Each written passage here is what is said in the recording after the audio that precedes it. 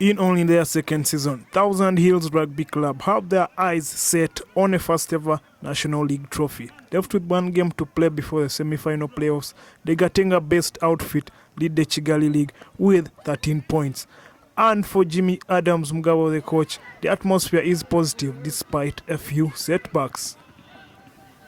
The atmosphere is very good, but we have just a small challenge because most of the players are students and now they are preparing for the exams. As you can see, the number is not very big. But on Fridays, that's when we have a big number because it's on weekend. But the atmosphere is really good and players are focused mentally and physically, and I'm sure we'll do better next time. Yeah.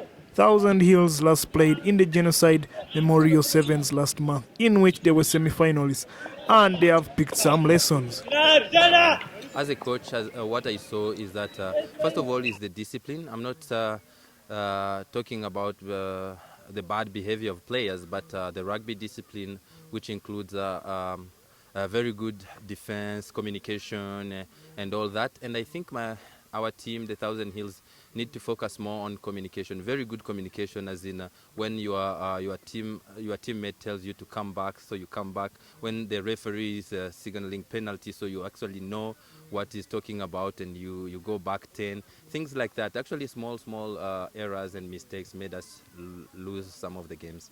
The youthful side have managed to maintain external support from the Gypsy Rugby Club and the Hong Kong Rugby Club, a challenge for other clubs. To maintain that, they have had to be well managed.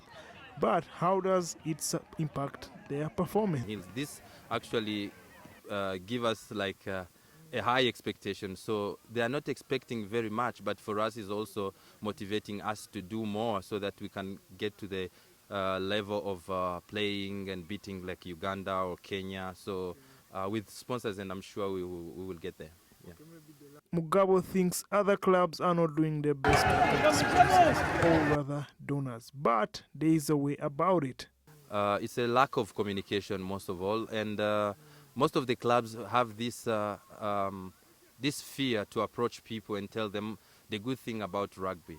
They think about getting sponsored, but they don't take that step forward and talk to someone about sponsoring them. So I think what Thousand Hills have done is just to update everything we do here, training, posting pictures on social medias. Social medias, they have helped us a lot, and the people are seeing what we are doing, and they want to be involved. So I think what I can encourage other teams is just to go out there and talk to people about rugby and actually do something, train, because also the sponsor, they don't want to come and sponsor you and they come to training, they don't find anyone, or they don't find you guys training. So we have to actually work on that and don't expect much, but first of all give something and then expect to get something.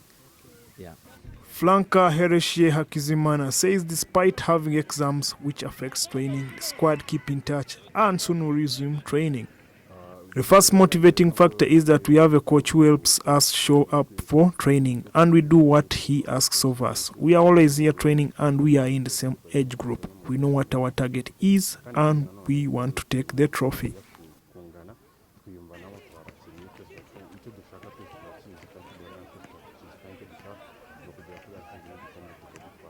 Some of us were lucky to play for the national team. We learned many tips from the then national team coach. That's what we are sharing with our colleagues who didn't have the opportunity. That's knowledge we will use in the league and even other tournaments that will come after.